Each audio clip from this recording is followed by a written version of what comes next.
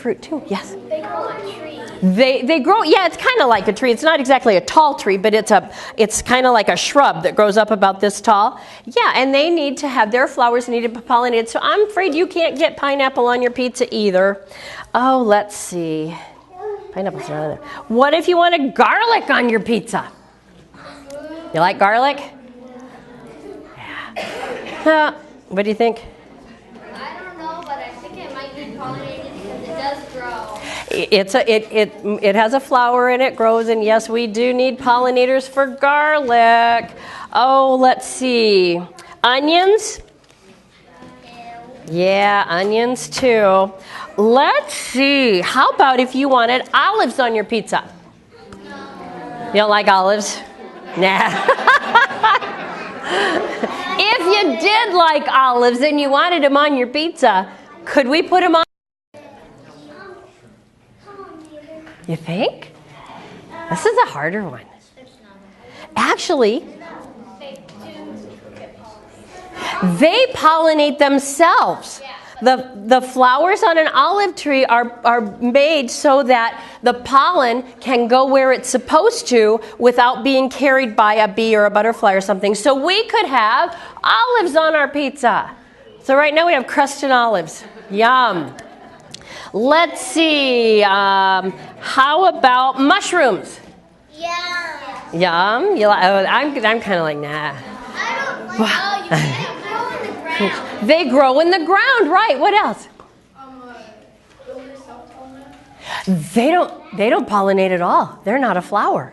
They're a fungus. And so yes, you could have mushrooms on your pizza. So now you have crusted mushrooms and olives. Sound really good? No. Some of the other things that you could try maybe would be peppers. But peppers need flies and bees too. Peppers sometimes can pollinate themselves, but most of the time they will need help. So they either need people to help pollinate them or they need a pollinator. Some of the other things I have, jalapenos or peppers also. We'll put that there. Artichokes. Do you like artichokes? I don't know what they are. Well, they're kind of fruit also, and they would be over here too. So let's see.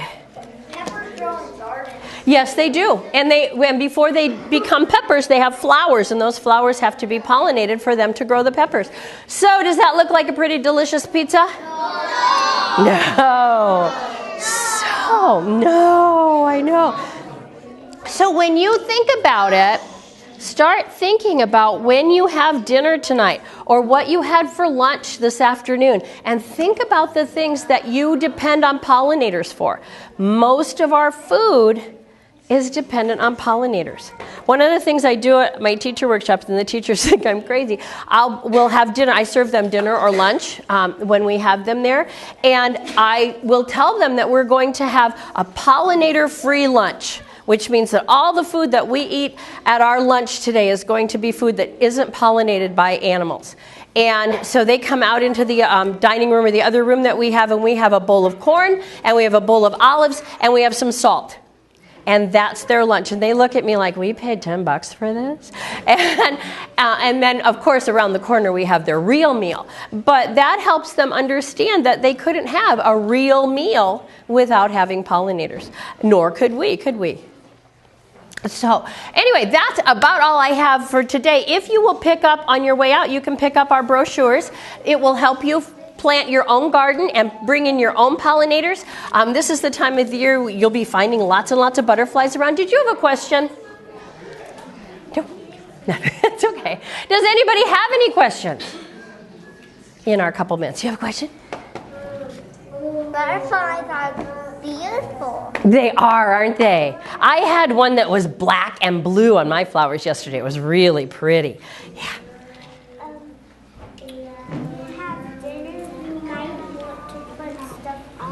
That's right, you might. What? Or pineapples? That'd be good, wouldn't it? What do you want to say? Or you just don't put the white bees. You what? Don't put the white bees. Yeah? What else? Do you have a butterfly on your nose? What's the prettiest butterfly you've seen? Oh, let me see. I went to the Ryman Gardens up in Ames, and I saw one of those blue morpho butterflies that are about this big, and they're blue and they're beautiful. That was probably the prettiest one I've ever seen. So anyway, please help yourself to brochures, and I'll leave the rest of them for Emily to distribute as she sees fit. If you're interested in planting a garden, it will help you decide what plants to choose and things like that, and I hope you enjoy the rest of your afternoon. So. Thank you.